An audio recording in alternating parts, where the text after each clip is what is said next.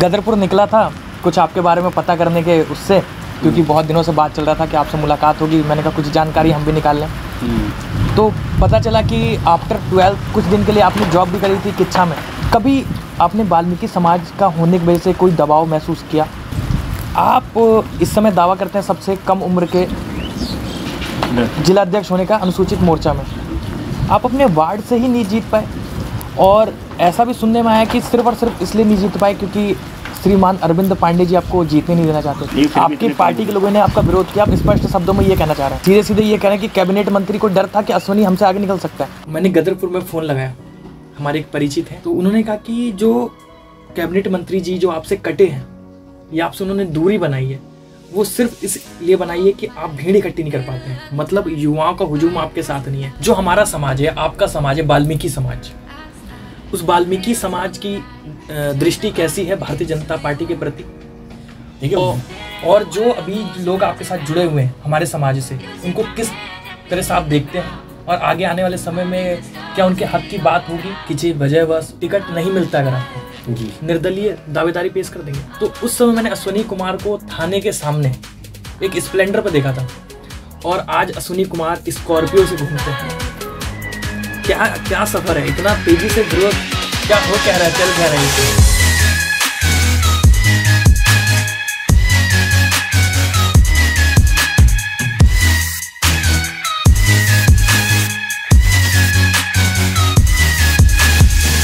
तो अश्विनी भाई कैसे हैं आप? बढ़िया वैसे। और क्या चल रहा है? बहुत बढ़िया, बहुत अच्छा चल रहा है। जिला अध्यक्ष भारतीय जनता पार्टी, सबसे कम उम्र के उत्तराखंड में हैं आप, अनुसूचित मोर्चा के। तो सर आपका जन्म कहाँ हुआ, लालन पालन कहाँ हुआ, शिक्षा दीक्षा कहाँ हुई, और पिताजी का एरिया ऑफ बैकग्राउंड क्या था? मेरा जन्म देवभूमि उत्तराखंड जिले के उधम सिंह नगर गदरपुर शहर में हुआ है जी। मेरे पिताजी की जन्मभूमि काशीपुर में है, और पिताजी की कर्मभूमि गदरपुर में है जी। मेरे पिताजी का जन्म काशीपुर में हुआ, और वहाँ से भी मेरा पिताजी की जॉब नगर पालिका में, मेरे पिताजी सुपरवाइज़र है जी, गवर्नमेंट एम्प्लॉय है। और मेरी शिक्षा गदरपुर में ही हुई है, राजकीय इंटर कॉलेज से मैं पढ़ा हूँ। और जैसे कि आपने कहा, उत्तराखंड के इतिहास में सबसे कम उम्र का अभी तक का जिला अध्यक्ष हूँ। कुछ बचपन की ऐसी यादें जब शिक्षा के दौरान हुई, या सिर्फ इंटर किया आपने, बीए या कुछ किया होगा ग्रेजुएशन वगैरह, कुछ कॉलेज की दिनों की यादें? क्या आप छात्र जीवन से भी राजनीति में एक्टिव थे, आरएसएस से थे, एबीवीपी से थे, क्या? बिल्कुल, मैं शुरू में जब 2009 की बात है जी, तो मैं 9th में था, 8th 9th में था। तो क्या हुआ, शुरू से ही मेरा जो प्यार रहा है, मेरे मित्रों से, दोस्तों से, भाइयों से बहुत लाभ रहा मेरा ना जी, शुरू से ही मेरे भाइयों से। तो वही जब कॉलेज में गए हम लोग, तो एक ग्रुप टाइप का बन गया, तो ग्रुप भी बहुत अच्छा था। उसमें हर समाज के लोग थे, सभी लोग मेरा व्यवहार देखकर मेरे से जुड़े रहते थे, मेरे से अच्छे से परिचित थे, और बहुत ही बड़ा एक हमारा ग्रुप था, अभी भी है। वही ग्रुप के सहयोग से मैं यहाँ तक बैठा हूँ, यहाँ इस पोजीशन में बैठा हूँ जो आप आज मेरा इंटरव्यू लेने आए हैं। तो मैं आपको बताना चाहूँ, मैंने अपनी मतलब अपनी राजनीति, छात्र राजनीति से चालू करी है। और मैं पहले, मुझे याद है 2010 की बात है जी, मैं राजकीय इंटर कॉलेज में था, तो मेरी राजनीति कॉलेज एबीवीपी कॉलेज सह मंत्री से हुई थी। सबसे पहला जो आपको पदभार दिया गया वो सह मंत्री का था? सह मंत्री, अखिल भारतीय विद्यार्थी परिषद का सह मंत्री था जी। तो उसमें जुनून था, नया नया राजनीति का जैसे होता है, तो नया नया जुनून था। तो मेरे पास कुछ लोग आए कि भाई साहब आपको अभी में रहना चाहिए, आपकी टीम भी अच्छी है, और आप एक समाज के लिए, देश के लिए, हमारे क्षेत्र के लिए एक अच्छा काम करेंगे जी। तो मैं गया, मैंने विचार बनाया, अपने दोस्तों से पूछा, मैं कहा चलो ठीक है। तो जहाँ पहले ABVP अखिल भारतीय विद्यार्थी परिषद में यहाँ कुछ नहीं था, जहाँ पहले मुझसे पहले बता रहा हूँ मैं, मेरे से पहले जब मीटिंग उनकी हुआ करती थी जी, तो 10 से 12 लोग जाते थे मीटिंगों में। जब मैंने वहाँ अखिल भारतीय विद्यार्थी परिषद का दामन पकड़ा तो पहली मीटिंग थी कम्बोज धर्मशाला में, गदरपुर। तो मेरे नेतृत्व में करीबन 80 से 90 लोग वहाँ पहुँचे जी, और एक बहुत बड़ा वहाँ हुआ। तो मेरा वहाँ बनना था, पुलिस मंत्री बनना था मैंने। अच्छा, मतलब मुझे लग रहा कि यार मुझे अच्छा पद मिलेगा, इतनी भीड़ भाड़ लेके गया हूँ। है, लेकिन योग्यता के कारण, एक मेरा मित्र है, उसकी योग्यता बस क्लास के कारण ना, वो मेरे से सीनियर था, मैं जूनियर था। ये आफ्टर 12th की बात थी? 12th से पहले की बात था। अच्छा, 12th की पहले की बात है। हाँ, तो योग्यता में वो था, तो उसको मंत्री बना दिया, मुझे सह मंत्री बना दिया। तो मुझे वहाँ बड़ा वो हुआ कि यार मैं इतनी भीड़ भाड़ के लाया और जिस पद के लिए मैं आया मुझे वो मिला ही नहीं। हाँ, और वो मिला ही नहीं और मुझे वो हुआ। फिर मैंने उसको अन्यथा रहा, कोई नहीं, मैं कहा आगे संघर्ष करूँगा, आगे बनूँगा। तो फिर मेरी वहाँ कार्यशाली को देखते हुए मुश्किल से 5 से 6 महीने लगे। मेरे पड़ोस में ही मेरे बड़े भाई साहब हैं, विपिन गुप्ता जी, विजय अरोड़ा जी, रिंकू कम्बोज जी, उन सबों ने मुझे बुलाया और कहा भाई कि आप जितने एक्टिव हो, जितने युवा आपके साथ हैं, तो आपको, जब मेरे राजनीतिक गुरु हैं गुंजन सुकीजा जी। अच्छा, जो पूर्व में युवा मोर्चा के प्रदेश के महामंत्री रहे। गुंजन सुकीजा पे सर बाद में पहुंचेंगे, इससे पहले बहुत जर्नी है जो बता रहा हूँ ना, पूरा बिल्कुल शॉर्ट कर रहे हैं आप। नहीं, मैं लंबा ही बताऊंगा। अच्छा, लंबा ही बताऊंगा, पूरा प्रोसेस बता रहे हैं? पूरा बता रहा हूँ मैं, जैसे राजनीति में आया। ठीक, तो उन्होंने वहाँ बुलाकर मुझे बुलाया। हाँ। अपनी शॉप पर। तो उन्होंने कहा भाई ABVP की आप राजनीति कर रहे हो, अच्छी बात है, लेकिन हमें लगता है कि आपको इसमें आना चाहिए, भारतीय जनता पार्टी में, बीजेपी में आना चाहिए। ये कौन से क्लास में होंगे तब की बात होगी? मैं था 10th की तैयारी कर रहा था। अच्छा, 10th में? मैंने बोला ना 9th से स्टार्ट हुई। हाँ। 5-6 महीने बाद तुरंत ये बीजेपी का हो गया। तो मुझे बुलाया, तो मुझे बड़ी खुशी हुई, क्योंकि मुझे शुरू से ही शौक था रुतबा पावर का, शुरू से मेरे को शौक रहा है। तो मैं गया, उन्होंने गुंजन सुकीजा जी से, जब गुंजन जी थे ज़िले के युवा मोर्चा के अध्यक्ष थे, तो मैं गया, उनके नेतृत्व में मेरी ज्वाइनिंग हुई। और सन्नी बत्रा जी जब युवा मोर्चा के अध्यक्ष हुआ करते थे जी, तो मैं वहाँ, मुझे उपाध्यक्ष का दायित्व दिया। उससे फिर मेरी राजनीति का करियर आगे बढ़ता गया, चालू होता गया, लोग भाई लोग जुड़ते रहे। फिर उसके बाद आगे हम बढ़े। फिर मैंने युवा मोर्चा नगर अध्यक्ष की तैयारी करी, वो मुझे नहीं मिला। फिर मुझे कहा चलो भाई आप महामंत्री रहो, तो मैं महामंत्री बना। फिर उसके बाद फिर मैं बना, युवा मोर्चा का अध्यक्ष बना। फिर युवा मोर्चा के अध्यक्ष में मैं हर जो भी मुझे दायित्व दिया गया, मतलब 12th क्लास आते आते तक आपने बहुत सारी जिम्मेदारियां पहले से संभाली थी। जब 12th में आ गया था, मैं पास हो गया था, तो मैं वो मंडल का अध्यक्ष ना युवा मोर्चा का जी।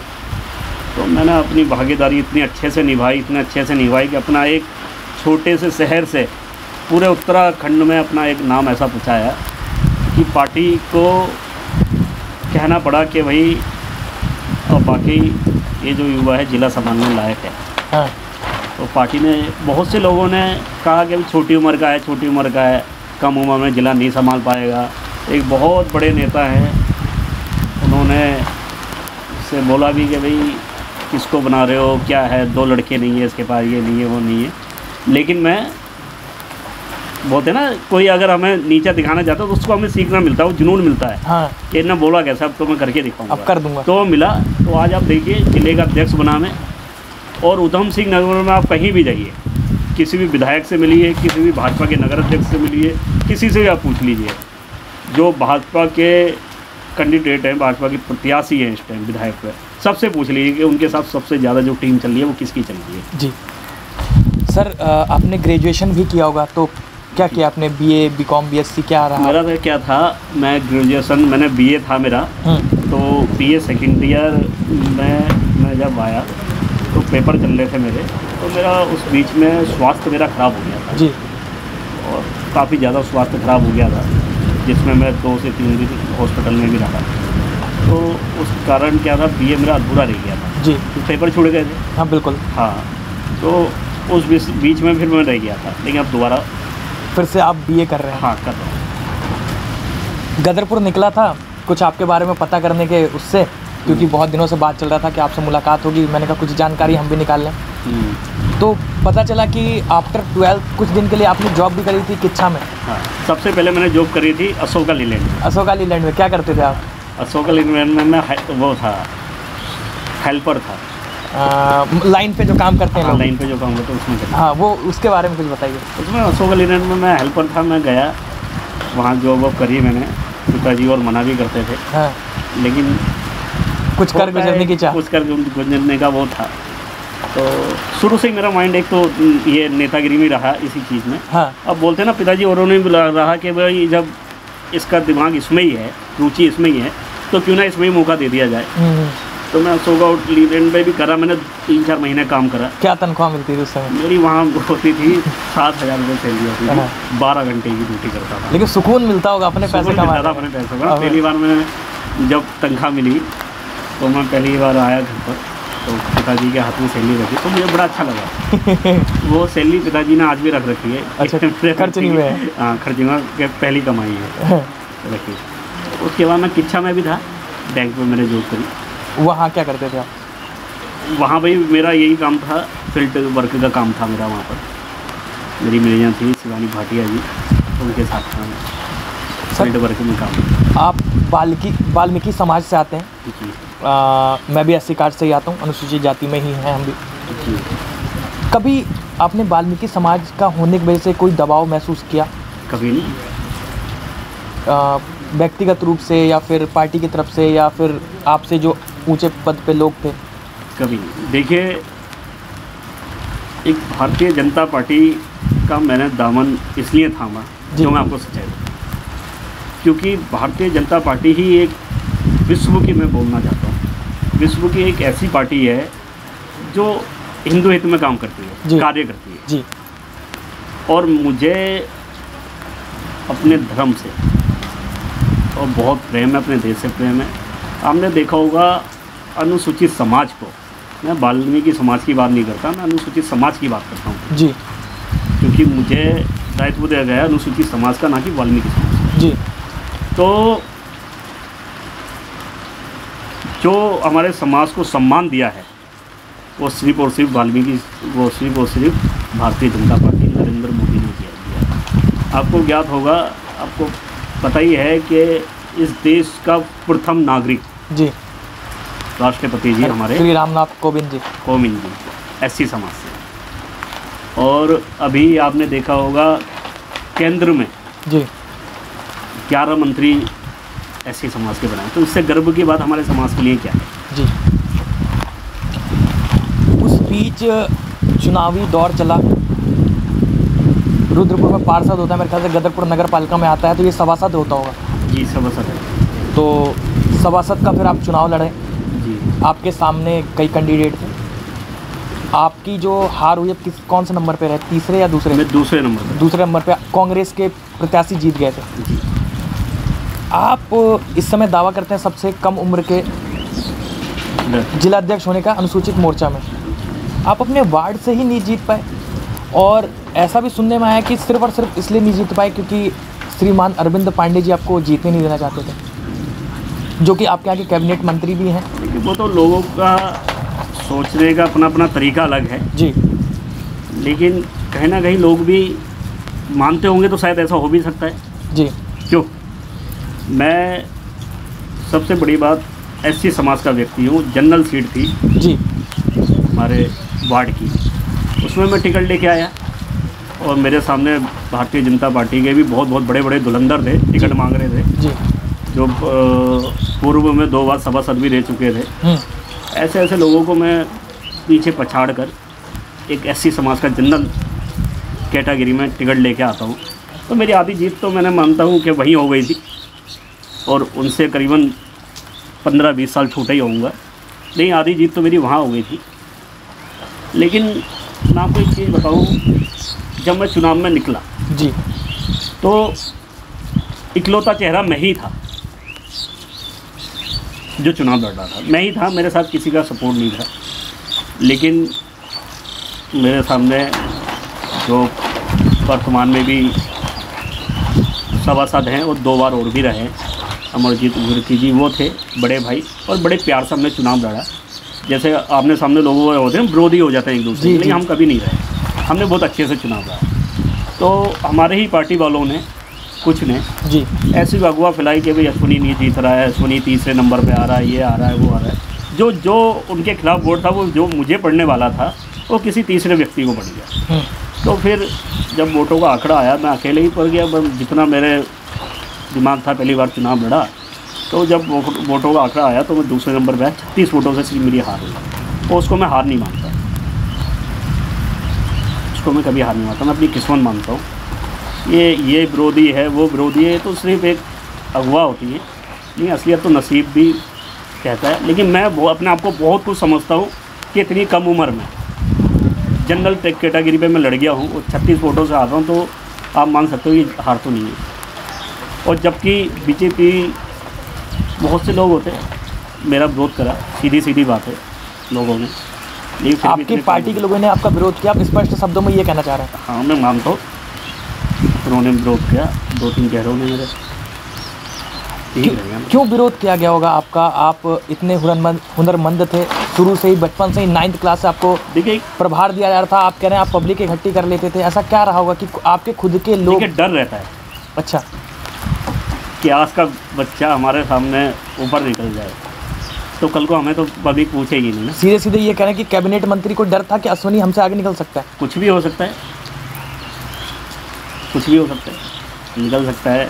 उसको डर था या फिर उनके सहयोगियों को डर था, कुछ भी था, हो सकता है ना। मुझे बाहर बहुत ज़्यादा ठंड हो रहा था ना, बारिश में भीग, बारिश भी पड़ी थी। ओहो, वो तो आपने कह दिया कि कैमरा अंदर कर लो ना, तो अभी पूरा भीग चुके होते हैं। बारिश बहुत तेज हो रही है अभी भी। चलिए कुछ नहीं, इंटरव्यू स्टार्ट करते हैं। सर, मैंने गदरपुर में फ़ोन लगाया, हमारे एक परिचित हैं, भाई जैसे ही हैं, भाई हैं मेरे वो। तो मैंने उनसे पूछा आपके बारे में कुछ चीज़ें, तो उन्होंने कहा कि बात चल रही थी आपके कैबिनेट मंत्री साहब की, तो उन्होंने कहा कि जो कैबिनेट मंत्री जी जो आपसे कटे हैं, या आपसे उन्होंने दूरी बनाई है, वो सिर्फ इसलिए बनाई है कि आप भीड़ इकट्ठी नहीं कर पाते हैं। मतलब युवाओं का हुजूम आपके साथ नहीं है। उनको ऐसा लगता है कि जहाँ अश्विनी खड़ा होगा 2-4 लोगों से ज़्यादा खड़े नहीं होंगे, तो उनको ऐसा प्रतीत हुआ कि आपके संग रह के कोई फायदा नहीं है, इसलिए उन्होंने दूरी बना ली आपसे। ये तो आपने किससे जानकारी निकाली, कौन है क्या है, ये तो आप ही जाने। लेकिन देखिए ना, आप गदरपुर की जनता से पूछिए जी। अब मैं आप के लिए एक के पास जाऊं, 2 के पास जाऊं, तो वो कोई आपके खिलाफ होगा, कोई आपके साथ में होगा जी। तो ये तो चीज़ें राजनीति में चलती रहती है। और रही आप जैसे आप बोल रहे हैं कि पब्लिक इकट्ठी नहीं होती, तो 2018 की बात है, आज से 3-4 साल पहले ये बात है, मैंने बाइक रैली करी थी, तिरंगा रैली। देखो, बड़े बड़े नेता, बड़े बड़े विधायक सब लोग होते हैं, जब वो रैलियाँ करते हैं तो कहीं ना कहीं उनके नाम से भीड़ आती है कि अभी कैबिनेट मंत्री की रैली में जा रहे हैं या वो विधायक की रैली में जा रहे हैं। लेकिन जब मैंने बाइक रैली करी थी तो सिर्फ और सिर्फ 1000 से 1500 बाइकें सिर्फ और सिर्फ अश्विनी कुमार के नाम पर आई थी जी। जो कि हर रैली में, आपको पता है, आप भी गए होंगे रैली में, हम भी गए हैं, तो बिना पेट्रोल के, बिना खर्चे के कहीं भी नहीं गए। बिल्कुल सही है, क्योंकि जो युवा आएगा साथ में, उसकी गाड़ी में पेट्रोल तो होनी चाहिए, वरना कोई भी अपना कारोबार छोड़कर, दिहाड़ी मजदूरी छोड़कर कोई भी नहीं आएगा। 100 रुपये का तेल, लेकिन 100 रुपये का तेल। लेकिन उस टाइम बिना पैसों के, जैसे जैसे लोग जिस हालत में थे, सिर्फ 2 दिन की तैयारी में 1500 बाइकें बिना पैसे के मेरे साथ काफिले में आई। और इतनी बड़ी रैली थी, उस रैली के प्रदेश स्तर तक तारीफ हुई मेरी जी। और मैं तो कहता हूँ, पूरे उधम सिंह नगर की बात बोलता हूँ मैं जी।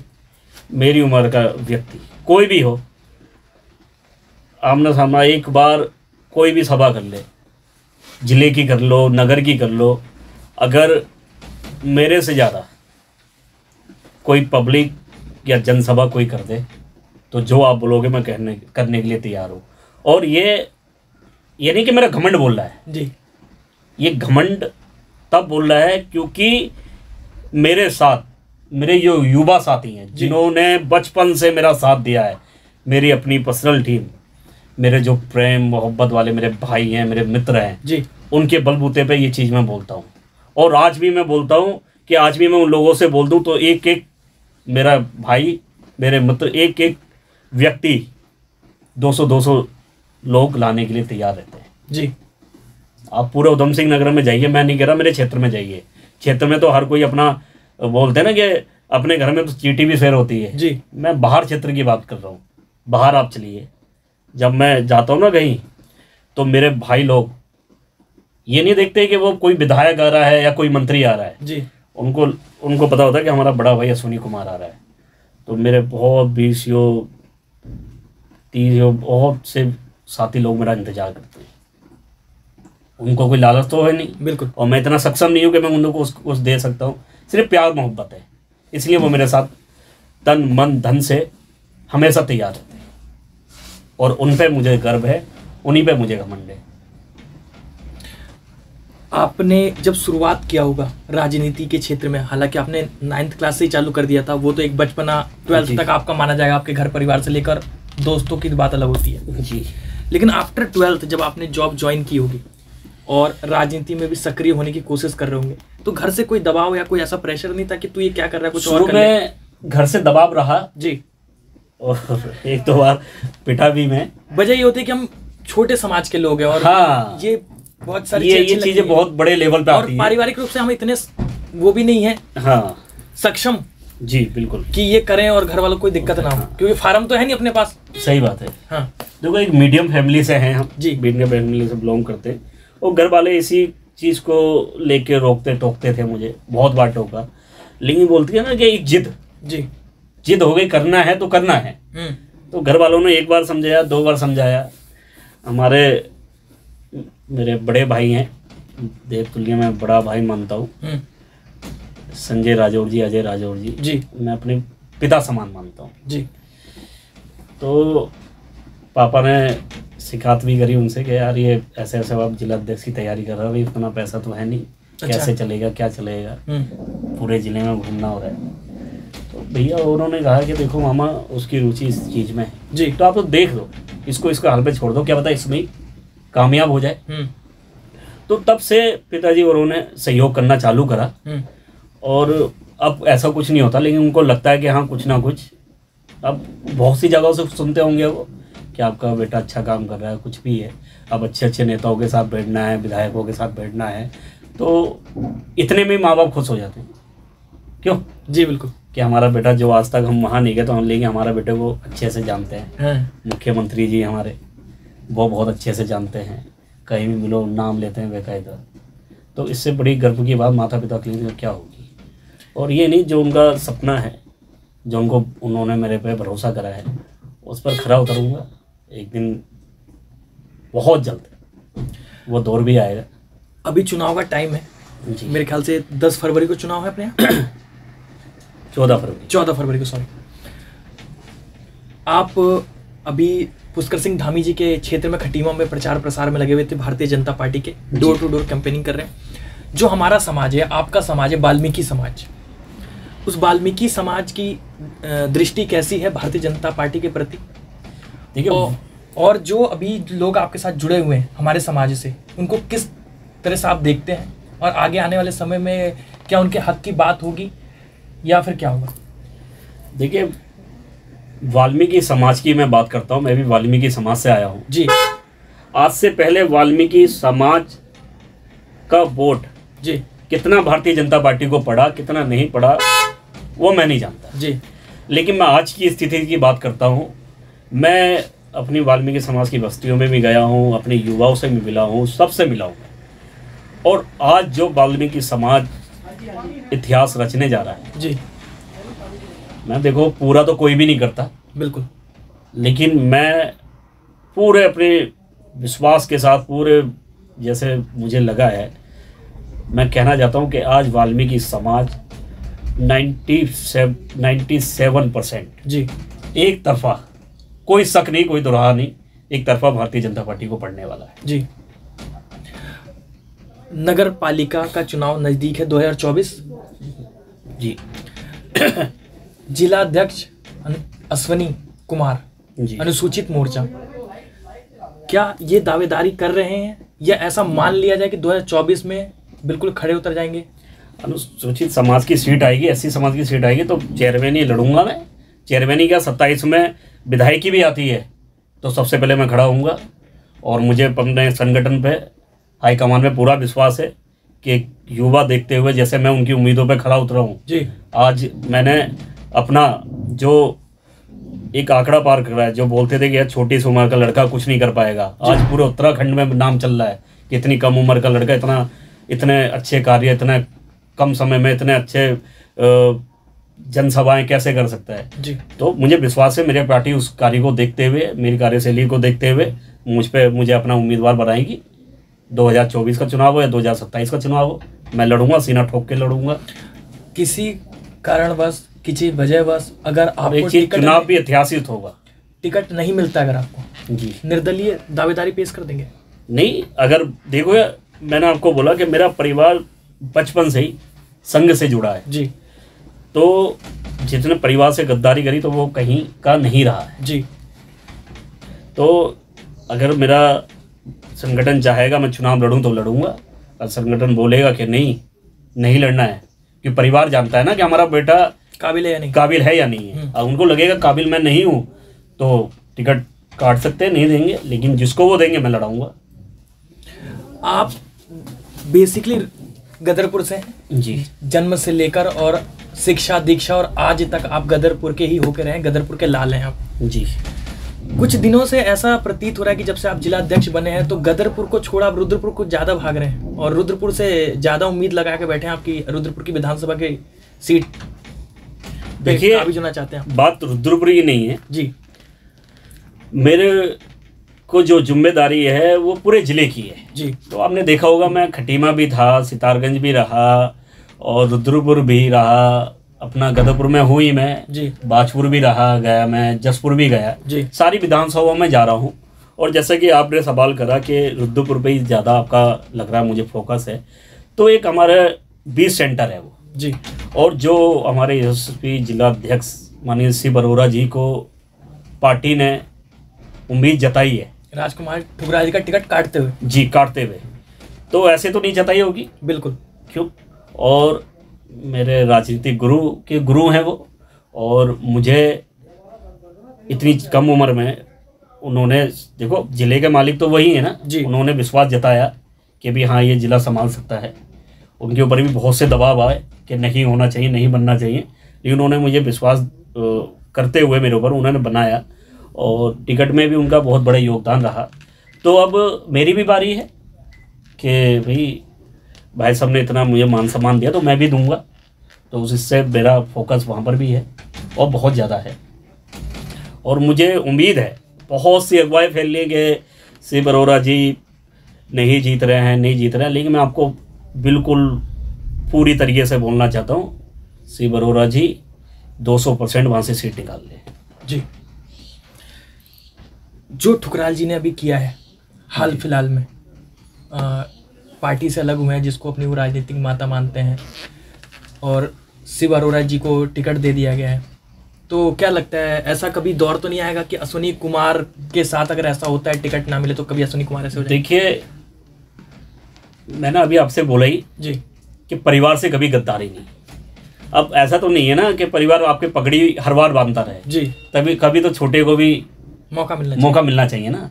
अब आपको चेयरमैन बनाया, सभासद बनाया, 2 बार विधायक बनाया, तो क्या दूसरे का हक नहीं है क्या? बिल्कुल है। ये कांग्रेस पार्टी तो है नहीं कि बेटे से लेके पोते तक चलेगी, क्यों? ये भारतीय जनता पार्टी है, इसमें ना जाति धर्म कुछ नहीं देखा जाता। इसमें जो लगता है हमारे परिवार को, बीजेपी परिवार को, उसको वो आगे लाती है। तो आज अगर शिव अरोड़ा जी मैदान में आए हैं, हाईकमान ने उतारा है, तो जहाँ तक मैं सोचता हूँ तो राजकुमार ठुकराल जी को साथ देना चाहिए था, ना कि उनका विरोध करना चाहिए था। सर, आपने बताया कि अब आपका परिवार सहयोग करने लग गया है आपके इस राजनीतिक सफर में, जिला अध्यक्ष बन चुके हैं आप ओबीसी अनुसूचित मोर्चा के।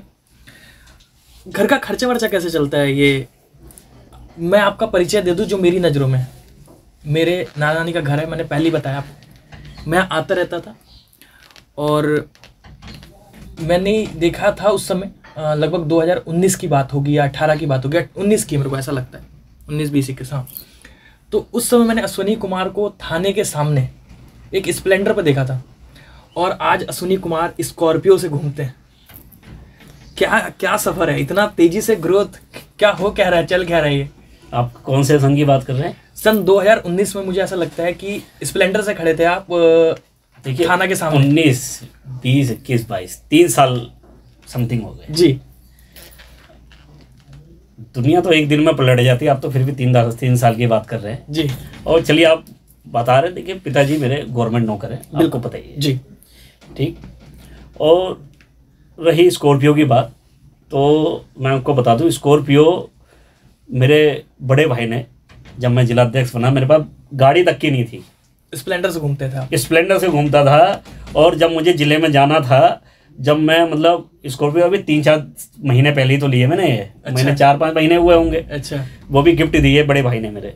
तो कभी किसी की गाड़ी मंगा ली, कभी किसी मित्र की गाड़ी मंगा ली, ऐसे जाता था मैं। हाँ, मतलब रेपुटेशन मेंटेन करना ही हाँ, अब वो भी तो करना पड़ेगा ना, अब जाना भी पड़ेगा। जिला अध्यक्ष हाँ, बाइक से जाते हुए अच्छा लगता तो है। फिर भाई ने उस चीज़ को समझे, उन्होंने उनके पास थी तो उन्होंने कहा चलो भाई, जब तक नहीं है तेरे पास, जब तक इससे आप घूमो। अब इतने भी सक्षम नहीं है, इतने भी मतलब वो बोलते ना, इतने भी लो क्वालिटीज के नहीं है कि उसमें डीजल भी ना डलवा सकते। इतने सक्षम हो चुके हैं। हाँ, इतने सक्षम है कि डीजल तो डलवा सकते हैं। ये है। और मैंने बहुत संघर्ष देखे हैं, ऐसा कुछ नहीं है। मैंने वो दौर भी देखा है, कभी कभी इधर उधर से भाइयों से ले दे के काम के चलाना पड़ता है, डीजल डलवा दे, आपको चलते कल दे दूंगा, परसों दे दूंगा, होता है ये सब। कभी तो इस वक्त सुनेगा हमारी भी 10-20 रुपये मिला के चलो। हाँ, डाल दो, चल हुआ है ऐसा कि 50-50 रुपये। जब एक बात बता रहा हूँ मैं आपको, बचपन की बात है हमारे, अभी हाल फिलहाल 5-6 साल पहले की बात है। हाँ। तो एक मेरा मित्र है ऋषभ कुंभोज, हाँ। उसके बाद नैनो हुआ करती थी, सभासद है वो शायद। हाँ सभासद है। हाँ। मैं तो नैनो हुआ करती थी उनके बाद, जब नई चली थी, तो हम गए थे रुद्रपुर घूमने। तो वहाँ क्या था, पेट्रोल खत्म हो गया उसमें। नैनो में। हाँ, तो हमने उसमें एटीएम से जब 50 रुपये भी निकल जा करते थे। अच्छा। तो मेरे एक एटीएम में 50 रुपये डले हुए थे, वो 50 रुपये निकाल के उसमें पेट्रोल डलवाया हमने। और गदरपुर से यहाँ, रुद्रपुर से आ गए हम यहाँ पर। तो वो भी दौड़ था, वो भी दौड़ दिया सीखे, लेकिन पहले के उससे अब स्थिति सही हो गई है, ईश्वर की कृपा से आगे सही हो जाएगी। भविष्य की क्या योजना है अश्विनी भाई की? क्या करना चाहते हैं भविष्य में अपने समाज को लेकर, अपनी राजनीति को लेकर? और देखिए, भविष्य में जब मुझे मौका मिला जी अच्छी लेवल पहुंचने का, सबसे पहले उद्धार मैं अपनी युवा साथियों का करूँगा जी, जो आज इधर उधर घूमते। सबसे पहले उनको सहयोग करेंगे, उनको आगे बढ़ाएंगे। जो उनकी उपेक्षा मुझसे है जी, जो मुझसे रखते हैं कि यार अश्विनी भाई बन जाएंगे तो हमारा ये होगा, वो सारे काम मैं अपने भाइयों के मार्गदर्शन से करूँगा। जब उनका योगदान यहाँ तक रहा है तो आगे भी करूँगा उनके लिए, बहुत कुछ करने का वो है। और समाज की बात रही, जो मैं सोचता हूँ समाज के लिए जी, जितनी डीपली मैं सोचता हूँ, मुझे नहीं लगता कि कोई और सोच पाएगा जी। समाज को इतना ऊपर लेके जाऊँगा, इतना ऊपर लेके जाऊँगा कि अब वो बोलते हैं ना कि बता दो तो फिर बाहर जो है हल्का हो जाता है जी। अगर कुछ करना है तो उसको मन में रखो, कभी बाहर मत निकलने दो। लेकिन वो मुझे पता है कि समाज को मैंने कहाँ लेके जाना है, और मेरा समाज, मुझे पूरा विश्वास है मेरा समाज मेरे साथ है, था और हमेशा रहेगा। और समाज को गर्व भी है कि आज इतनी छोटी उम्र का बेटा हमारा इतने बड़े दायित्व पर बैठा हुआ जी।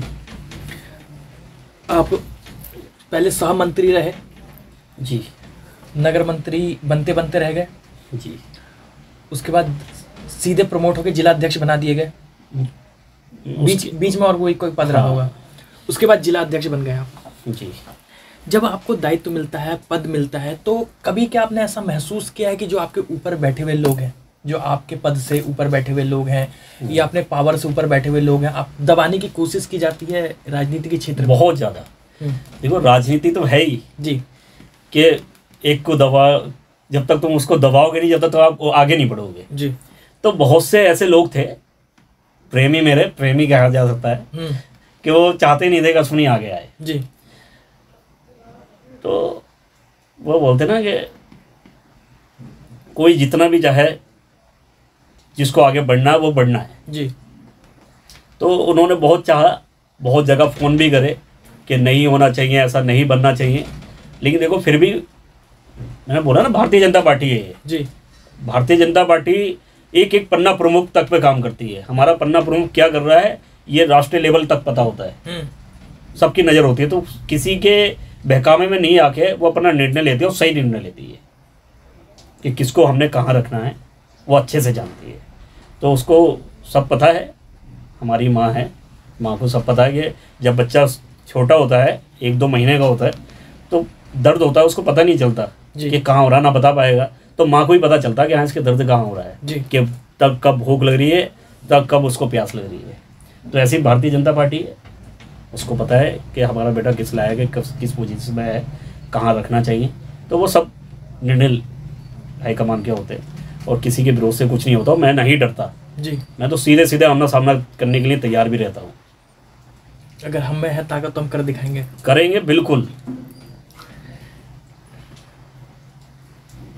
प्यार हुआ है कभी आपको?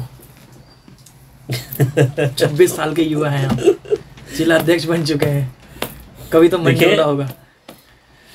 अब मैं आपको भी बताऊं, हर किसी की लाइफ में होता है जी, लेकिन जो मेरा सपना है आगे बढ़ने का जी, समाज को, परिवार को, देश को आगे ले जाने का, उस प्यार से ज़्यादा ये वाला प्यार कोई मानने नहीं रखता जी। मैं पहले अपना कामयाबी जहाँ तक मुझे पहुँचना वहाँ जाना चाहता हूँ, फिर इन चीज़ों पे ध्यान लगाएंगे था, लेकिन सब एक सीमा अनुसार था। बहुत सी चीज़ें होती है ना, आपको दो रास्ते होते हैं जी। एक तो बर्बादी की तरफ चला जाता है, एक आबादी की तरफ जाता है। तो आपने 2 रास्ते, जैसे हमारी उम्र है, ये चुनने की होती है कि आप किसको चुनेंगे। तो देखो प्यार तो बोलते ना कि हर एक सीढ़ी पे इंतजार करते हैं। जैसे दोस्त लोग, जैसे आप आज 10 में हो, तो आज आपको यहाँ पे दोस्त मिले, फिर आप फेल हो या पास हो, हर जगह नए व्यक्ति मिलते हैं, मिलते नहीं थे। लेकिन उस प्यार के चक्कर में अपना कामयाब, अपना जहाँ तुम जाना चाहते हो, अपना सपना तोड़ दो, तो मुझे नहीं लगता वो प्यार आपको वो करना चाहिए जो आपका लक्ष्य है। जैसे आपने सुना होगा गुरु द्रोणाचार्य जब परीक्षा ले रहे थे अर्जुन की, तो उन्होंने 3-4 लोगों से और भी लोगों से, दुर्योधन से सबसे पूछा कि अभी आपको क्या दिख रहा है। तो किसी ने कहा भाई साहब मैंने कि गुरुजी मुझे दिख रहा है कि वो पेड़ पे चिड़िया बैठी है। दूसरे से पूछा कि भाई आप बताओ कि मुझे चिड़िया दिख रही है, घोंसला दिख रहा है और नीचे जड़ दिख रही है, पेड़ खड़ा है। फिर अर्जुन की बारी होती है कि आपको क्या दिख रहा है। तो अर्जुन ने बोला कि गुरुजी मुझे सिर्फ और सिर्फ मछली की आँख दिख रही है।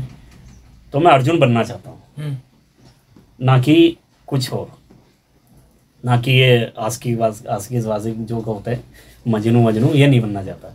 तो मुझे अर्जुन बनना है। मैंने अपना लक्ष्य देख रखा है कि मुझे कहाँ पहुँचना है जी। अब मेरे विरोधी में ये सब जो आपने बोला, ये प्यार व्यार ये क्या है कि मुझे कोई मतलब नहीं है। मुझे फिर अपने लक्ष्य पे पहुँचना है, उसके बाद सोचना कि हमने क्या करना है। अगर अश्विनी भाई राजनीति में नहीं होते तो क्या कर रहे होते? राजनीति में नहीं होता तो फिर किसी ना किसी जॉब पर होता अच्छी। एक अच्छे बेटे बन पाए? बिल्कुल, इतने दावे के साथ। आज भी अगर मेरे पिताजी बोल दें कि तुझे वहां नहीं जाना है तो मैं नहीं जाता, तो कभी नहीं जाता। ये मापदंड है कि अगर मेरे पिताजी बोल दें कि वहां मत जा, अगर मैं ना जाऊं तो मैं अच्छा बेटा हूं? इतने नहीं, ऐसा कुछ नहीं है, बहुत सी चीजें हैं। अब देखो मन की कौन जान सकता है, ठीक है, लेकिन ऐसा नहीं कि हर बार मैंने परिवार को खुश रखा ही है जी। कभी कभी दुखी भी बचाया है, बहुत सी कुछ हुआ है, लेकिन मन जानता है कि हाँ खुश है वो मेरे काम से। खुश है, मन जानता है, लेकिन ऐसा भी नहीं कि हमेशा मैंने खुशी रखा है। कभी कभी बहुत सी चोटें भी बचाई होंगी मैंने, लेकिन अब ऐसा कुछ नहीं है। कोई ऐब है आप में? नहीं, ऐसा कोई ऐप नहीं है अपने पास, कुछ भी नहीं। एक ऐप है, जुनून है बस आगे बढ़ने का वही ऐप है बस आगे बढ़ना चाहता हूँ, कुछ करना चाहता हूँ समाज के लिए, देश के लिए। डिफेम होने से डर लगता है, नाकामयाबी से? कभी नहीं, नाकामयाबी की तो बात ही नहीं है, क्योंकि इंसान तब हारता है जब वो मन से मान ले। मेरे सामने बहुत सी परिस्थितियां ऐसी आई, लगा मुझे कि टूट जाऊंगा, बर्बाद हो जाऊंगा, खत्म। लेकिन फिर एक उमंग जगती है कि नहीं, ऐसे कैसे टूट सकता हूँ। अगर इन परिस्थितियों पे अगर एक बार बात हो जाए तो थोड़ा सा मजा आ जाए कि जहाँ आप टूटे या बिखरे और उसके बाद फिर संभल गए, क्या दौर था वो? क्या था, जब मैं तैयारी कर रहा था, मैं देखो चुनाव में हार चुका था जी, और एक राजनीतिक व्यक्ति के लिए जो राजनीति में कदम रखता है, उसके लिए चुनाव हारना तो मौत से बराबर नहीं है। अच्छा, मैंने सुना है कि जब आप चुनाव लड़ते हैं तो पार्टी से कुछ फंड मिलता है, सच है ऐसा? नहीं, ऐसा चुनाव लड़ने के लिए 25-30 हज़ार 50 हज़ार कुछ पार्षद दिया, सभा? ऐसा कुछ नहीं, ऐसा बिल्कुल भी कुछ नहीं दिया जाता है? कुछ नहीं होता। पार्टी हमें अपना चिन्ह दे दिया है, इससे बड़ी बात क्या है। और कुछ नहीं आता, फंड वंड कुछ नहीं आता पार्टी में, अपने बलबूते पे ही लड़ना होता है। वहाँ पे थे आप, चुनाव हार गए थे? हाँ, तो मैं चुनाव हारा तो रोया भी, मैं बहुत बुरा सा लगा और मुझे गुस्सा भी आया कि यार मेरे अपने लोगों ने मुझे हरा दिया। वार्ड के लोगों ने? बात ये थी वार्ड के लोगों ने, शहर की बात नहीं थी। हाँ, शहर की बात, वार्ड के लोगों ने मुझे हरा दिया, चुनिंदा लोगों ने। तो बहुत दुख हुआ, बहुत वो हुआ, कुछ दिन मैं घर से बाहर नहीं निकला। शर्मिंदगी महसूस? शर्मिंदगी नहीं, मतलब गुस्सा था कि मेरे पार्टी के लोगों ने मेरा विरोध करके मुझे हरा दिया, गुस्सा ये था। फिर मैंने सोचा, फिर मैंने कहा, मैं कह रहा यार मैं किस चीज़ का अफसोस कर रहा हूँ जी, उसका जो जनरल सीट पर लड़के से 36 वोटों से हार रहा हूँ। कि तू देख तो कि साथ था ही कौन, अकेला था यार उसमें तो, और पहला चुनाव था इतनी कम उम्र में, और सामने भी धुरंधर था, 2 बार जीता हुआ सदस्य थे, कि तो गर्व की बात है। उठा, घर वालों ने समझाया, फिर उठा, फिर मैं गया अपने वार्ड में सबको धन्यवाद करने के लिए, हर घर एक घर में गया कि मुझे आपने जो प्यार दिया उसका मैं हमेशा आभारी रहूँगा और हमेशा आपके बीच में आता रहूँगा। और अभी भी मैं जाता हूँ, जब मेरा मन करता है किसी को यहाँ चला जाता हूँ, चाय पी लेता हूँ, कभी कुछ खाना खा लेता हूँ, ऐसे मेरा रहता है, अभी भी प्यार मोहब्बत रहता है। तो फिर उसके बाद मैंने सभासद जी को बुलाया जो बने, उनका माला वाला डाल के मैंने स्वागत करा अपने घर पर, पब्लिक वाले सबको बुलाया, सम्मान करा। तो कांग्रेस से थे जबकि वो कांग्रेस से थे, मैंने सम्मान करा, क्योंकि अब हमारे यार वार्ड के प्रधान हैं, बन चुके हैं, तो उसको तो नकारा नहीं जा सकता ना। फिर उसके बाद मैं जब जिला अध्यक्ष की तैयारी कर रहा था तो बहुत से पार्टी के लोगों ने, ये जिला अध्यक्ष की जो पद था ये आपने मांगा था खुद? हाँ, मैंने तैयारी करी थी, मतलब शुरुआत से आप महत्वाकांक्षी रहे? हाँ, मांगने का आदत शुरू से आपको? क्योंकि जब तक हम बोलते ना, जब तक बच्चा रोता नहीं है तो माँ भी दूध नहीं पिलाती है ना। अब खाना सामने घर है, जब तक हाथ से डालोगे नहीं तो खाना मुंह में तो जाएगा नहीं, तो मांगना तो पड़ता ही है। और हम परिवार से मांग रहे हैं, किसी और से तो नहीं मांग रहे हैं ना। हम क्यों मांग रहे हैं? क्योंकि हमें लगता है उस लायक हैं। तो मैंने बोला, विचार बनाया मैंने कि होना चाहिए। तो फिर मुझे राय दी कि यार अब पहले युवा मोर्चा में मांग रहा था मैं कि महामंत्री वगैरह जिलेगा कुछ ना मुझे बन जाऊँ। फिर मुझे लोगों ने समझाया कि यार वहाँ जाके अपने समाज की राजनीति करो, सबसे अच्छा ऐसी मोर्चे में तैयारी करो।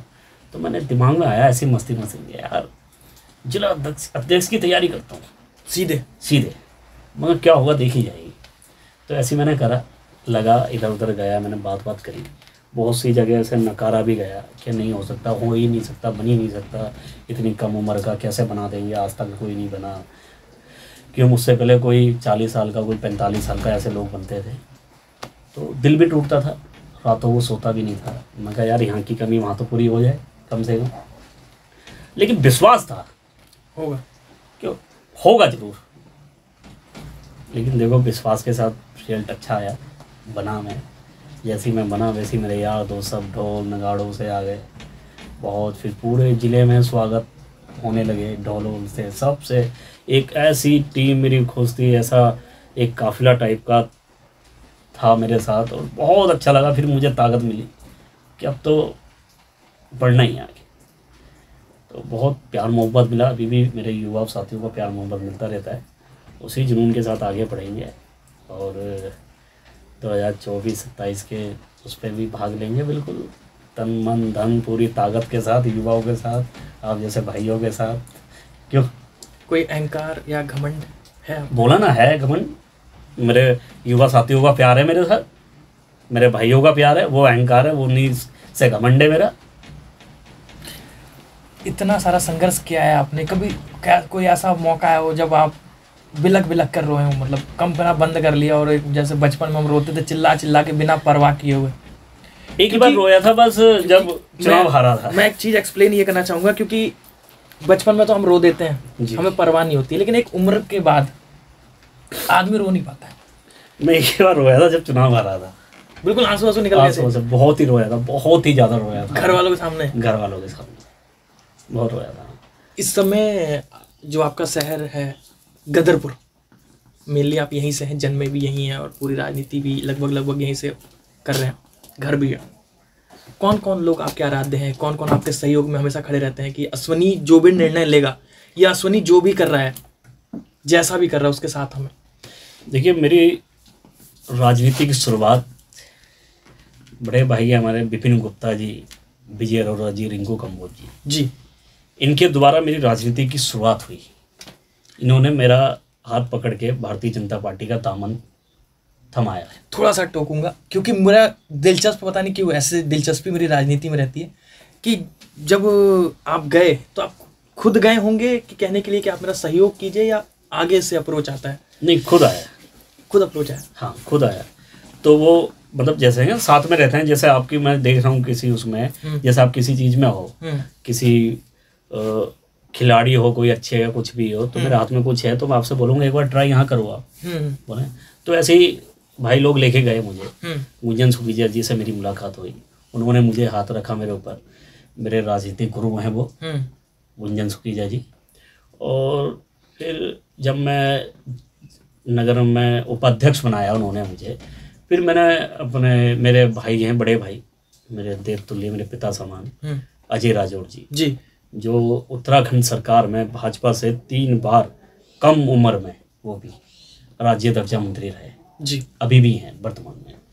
तो उनसे बात होती रही, मैंने बोला भैया ऐसे ऐसे है, तो भैया ने बोला लगे रहो, कोई नहीं लगे रहो। फिर भैया ने देखा कि भैया अच्छा काम कर रहा है, अच्छा उसमें वो कर रहा है, तो फिर सबसे अहम भूमिका निभाई जिला अध्यक्ष में उन्होंने, शिव अरोड़ा जी ने, अजय राजौड़ जी ने, अच्छा। शिव अरोड़ा जी ने, शिव अरोड़ा जी का तो था ही रोल, मैंने तो वही थे।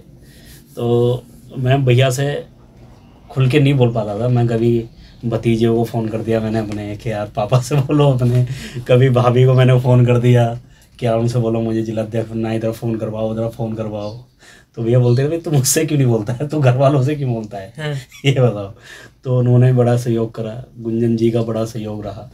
तो मेरे ऊपर आशीर्वाद सीधा गुंजन सुखीजा जी और अजय राजौड़ जी का सीधा मेरे ऊपर आशीर्वाद रहता है, और हर चीज़ में मेरा सहयोग करते हैं। और गुंजन सुखीजा जी जैसे कोई भी जाता है कि अश्वनी ऐसा कर रहा है वैसा कर रहा है, तो गुंजन सुखीजा जी मुझसे नहीं पूछते कि तू क्या कर रहा है, उनको विश्वास है कि जो अश्वनी कर रहा है वो ठीक कर रहा है।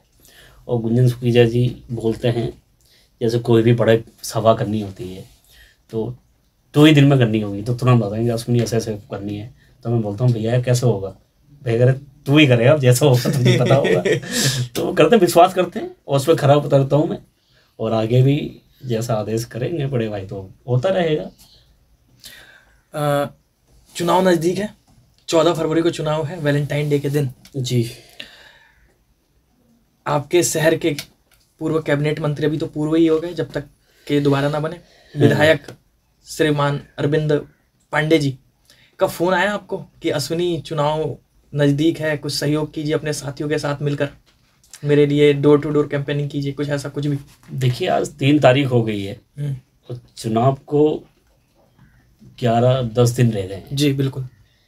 अभी तक मेरे पास ना ही उनका फ़ोन आया है और ना ही उनके किसी सहयोगी का फ़ोन आया है। जी। किसी का मेरे पास फ़ोन नहीं आया कि आप कहाँ हो, क्या चल रहा है, कैसे चल रहा है, किस चीज़ की नाराज़गी है, क्या है, बैठ के सुन रहा है, ऐसा कुछ नहीं आया। लेकिन हम भारतीय जनता पार्टी के कार्यकर्ता हैं जी, और उसी के हैं। भारतीय जनता पार्टी के होने के नाते हमारा दायित्व बनता है भारतीय जनता पार्टी को चुनाव लड़ाना, वोट डालना। जी। हमें व्यक्ति विशेष से मतलब नहीं है, हमें मतलब है संगठन से, संगठन से मतलब है पार्टी से। जी।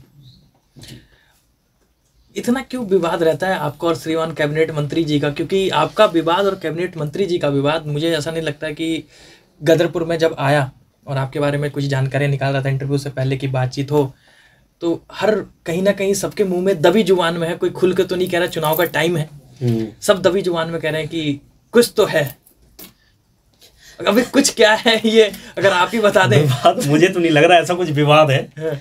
अभी जनता में क्या अगवा फैले हुई है ऐसा कुछ नहीं है, लेकिन अगर जनता मानती है या अब जैसे कि आप सवाल हर चीज़ एक ही चीज़ मंत्री के ऊपर ही आ जा रहे हैं, मंत्री जी को ही लेके बात कर रहे हैं, तो मुझे लग रहा कहीं ना कहीं तुमने भी मंत्री जी से भी जानकारी निकाली होगी, जो मुझे मानना है, जैसे तुम हर बार घुमा फिरा के वहीं आ जा रहे हो। तो देखो एक कैबिनेट मंत्री स्तर के व्यक्ति, मुझ जैसे सामान्य कार्यकर्ता ही हूँ मैं भी, उनके सामने तो कुछ नहीं, अगर अपना वो कर रहे हैं तो अपने आप में बड़ी छोटी बात तो है नहीं ना। कुछ हो गई मेरे अंदर, जो जनता भी इस चीज़ को बोल रही है और आप भी इस चीज़ को बार बार बोले जा रहे हैं, कहीं ना कहीं से आपने सुना है, तो कुछ तो है ना अपने अंदर जो सीधा सीधा हो रहा है, कनेक्ट कर रहा है। और देखो मंत्री जी से अपनी नाराज़गी है, बिल्कुल है, पूरी है, और छोटी मोटी नहीं, बहुत बड़ी नाराज़गी है। हमने वाल्मीकि शोभा यात्रा निकाली थी, 2018 की बात है जी, 17 की बात है, हाँ 17 की बात है। तो माननीय मंत्री जी को मैंने मुख्य अतिथि बुलाया था समाज में अपने, सबके सामने मंत्री जी ने बोला था कि मैं वाल्मीकि भव्य मंदिर के लिए चंदा दूंगा, भव्य मंदिर बनवाऊंगा, ये मेरा वादा है, मैं जीता तो जी। पूरा समाज ने एक तरफा, देखो हमारा हिंदू समाज है, मंदिर की जहाँ बात आ जाती है वहाँ तो एक तरफा हो जाता है। आपका बाहर भी मैं बैठा था, बारिश आ रही थी, उस समय भी हिंदुत्व की बात कर रहे थे। अभी हिंदुत्व चेहरा लेके आप आगे बढ़ना चाह रहे हैं? अब हिंदू है तो हिंदू चेहरा ही आगे लेके बढ़ेंगे, बिल्कुल। हिंदू हृदय सम्राट, बिल्कुल बिल्कुल, जिनके वंशज हैं। हाँ, तो बात चल रही थी कि भव्य मंदिर, तो जब मंत्री जी जीते, मंत्री बने, तो मैं गया, तो मंत्री जी ने जो शब्द बोले कि भाई तुमने क्या करा, ये हुआ वो हुआ, मैं क्यों दूँ, पहले सबको उठाओ तब दूंगा। तो मुझे नहीं लगता एक नेता को ऐसी सब जबान बोलनी चाहिए कि आपके वोट नहीं पड़े या ये नहीं हुए, मैं क्यों बनाऊँ। मंत्री जी ने ये कहा कि आपके समाज से, मतलब वाल्मीकि समाज से मंत्री जी को वोट नहीं पड़ा है, हाँ, इसलिए वो भव्य मंदिर नहीं बनाएंगे। उन्होंने बोला कि मैं क्यों दूँ, मैं दूंगा, लेकिन पहले बिठाओ, सभा करवाओ मेरी, पहले मैं बताऊंगा ना उन्होंने गलती क्या करी। और बात जबकि ये तय हुई थी सिर्फ जीतने की बात थी, जीतने के बावजूद उनके ये शब्द। हाँ, तो ठीक है। अब मंत्री जी ने, और हमने कहा, जबकि मंत्री जी ने, देखो समाज की नाराजगी जी, जो समाज बोल रहा वो मैं बात बोल रहा हूँ। हमारा समाज बोलता है कि भाई आप एक चीज़ बताइए, आप मुझे बोलते हैं कि आप हमारे समाज के लीडर हो, लीडरशिप में काम करते हो, हमें जो भी दिक्कत परेशानी होती है आपसे रखते हैं जी। आप एक चीज़ बताइए, गुरुद्वारों में और भी अन्यथा मंदिरों में, मस्जिदों में, सभी अदर समाज को, सभी जातियों को उन्होंने मंदिरों में पैसा दिया है जी, इस मंदिर पे क्यों नहीं है, क्यों नहीं दिया, अभी तक क्यों नहीं आए जी। या जब से क्यों नहीं आए? मैंने कहा क्या उनको लगता है तुमने वोट नहीं डाला अभी, क्या बताओ उन्होंने तुम्हारा वो जब तुम खड़े हो तो वो जब तुम वोट डालो तो वहाँ बैठे होंगे। मैं कहा ऐसा मंत्री जी बोलते हैं। तो भाई अब मैं उनके चक्कर में सच्चाई तो बताऊंगा ना अपने समाज को जी। अब मैं झूठ तो नहीं बोलूंगा ना कि नहीं आज हो जाएगा कल हो जाएगा। मैं अपने समाज से फरेब करूंगा, अपने समाज से झूठ बोलूँ तो मैं निपट जाऊंगा। मैं हूँ तो अपने समाज से भाई, मैं उनसे झूठ क्यों बोलूँगा? तो बोला लेकिन ऐसा नहीं, परिस्थितियाँ हल्के हल्के सही ले लेंगे, लेवल में लाएंगे, भारतीय जनता पार्टी को दोबारा विजय बनाएंगे। लेकिन जो उनका निर्णय था ये था उन्होंने गलत करा, ये मैं आपसे बोलना चाहता हूँ।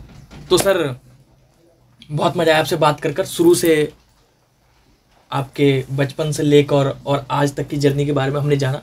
आपने बहुत फेयर जवाब दिया, ये बहुत बड़ी बात है, लोग नहीं देना चाहते हैं। सर मेरा चैनल है फिल्मी चाणक्य, इसमें मैं सेलिब्रिटी इंटरव्यू करता हूँ, पॉलिटिकल और अपने फिल्मी दुनिया के लोगों का। आप पॉलिटिकल हैं, जिला अध्यक्ष हैं अनुसूचित मोर्चा के। सबसे पहले जितने आपके चैनल में जुड़े हुए सभी मेरे साथी भाई बंधु बड़े बुजुर्ग जितने भी जुड़े हैं उन सभी से मैं बोलना चाहता हूँ कि भाई साहब के चैनल को ज़्यादा से ज़्यादा फॉलो करें, ज़्यादा से ज़्यादा शेयर करें।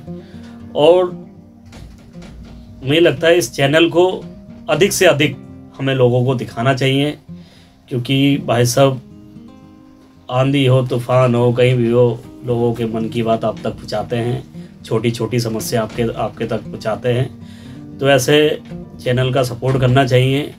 और मैं अपने सभी युवाओं साथियों से, क्योंकि मैं भी खुद युवा हूँ जी, और सभी मेरे युवा साथी से जो मेरे साथ रहते हैं, जिनसे मैं मिलता जुलता रहूँ, जिनसे नहीं मिला हूँ, सबसे मैं बोलना चाहता हूँ जिसमें आपकी रुचि हो, अर्जुन की तरह उस लक्ष्य पर निशाना लगा दीजिए और जब तक ना बैठे, जब तक वो निशाना वो तीर सीधा सीधा उस पर लक्ष्य पर नहीं लग जाए।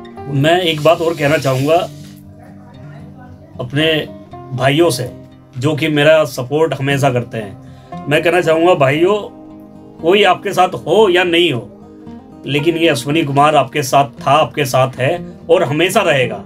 जहाँ आपको मेरी ज़रूरत पड़ेगी, मैं किसी भी परिस्थितियों में हूँ, अच्छा हूँ बुरा हूँ, गिरा हुआ होऊंगा या उठा हुआ होऊंगा, आज यहाँ हूँ या कल कहीं भी होऊंगा, इससे भी नीचे परिस्थिति का मतलब आप जानते हैं। हमेशा ये नहीं कि मैं ऊपर ही उठता जाऊँगा, कभी गिरूंगा भी उठूंगा भी, लेकिन जैसी भी स्थिति मेरी रहेगी मैं हमेशा आपके साथ हूँ। तन मन धन से जिस भी स्थिति में मैं हूँ आपके साथ रहूँगा और हमेशा रहूँगा। कोई हो नहीं हो, लेकिन आपका भाई हमेशा आपके साथ है। मेरा सभी युवाओं से एक छोटा सा निवेदन है कि हम सब कुछ कर सकते हैं अगर हम चाहें तो, बस हमारे इरादे मजबूत होने चाहिए और कहीं ना भटक के अपने लक्ष्य पर ध्यान देना चाहिए। जय हिंद, जय भारत, जय श्री राम। भारतीय जनता पार्टी जिंदाबाद, अनुसूचित मोर्चा जिंदाबाद। तो दोस्तों आज हमारे साथ थे अश्विनी कुमार भाई, भारतीय जनता पार्टी के सबसे कम उम्र 26 साल की उम्र में अनुसूचित मोर्चा के जिला अध्यक्ष हैं। इनकी जर्नी आपने जानी, 9th क्लास से इन्होंने पहली बार चालू किया था, ABVP से, स्कूल के टाइम से सह मंत्री थे, उसके बाद विभिन्न पदों पर है। ये कहते हैं कि महत्वाकांक्षी हूं मैं। लोग कितना डिप्लोमेटिक होते हैं कि बोलते हैं मैं महत्वाकांक्षी मैं नहीं हूं, मुझे जो पदभार मिलेगा मैं वो काम करूंगा।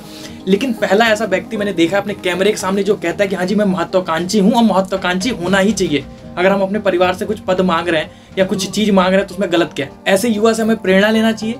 आप भी युवा हैं, इनके संग कनेक्ट करिए, जुड़िए, अपने समाज की बात करते हैं कि कैसे इनके परिवार का सहयोग मिला। बिलक बिलक कर रोए भी हैं ये, तो ये मत सोचिए कि सिर्फ आप बिलक कर रोते हैं। जब अश्विनी कुमार जैसा जिला अध्यक्ष रो सकता है और दोबारा खड़ा हो सकता है चुनाव हारने के बाद कि मुझे ये करना है, तो आप भी कुछ भी कर सकते हैं। तो लगे रहिए और देखते रहिए हमारे चैनल को। फिर मिलेंगे किसी नए इंटरव्यू के साथ, जब तक के लिए see you soon, just a beginning.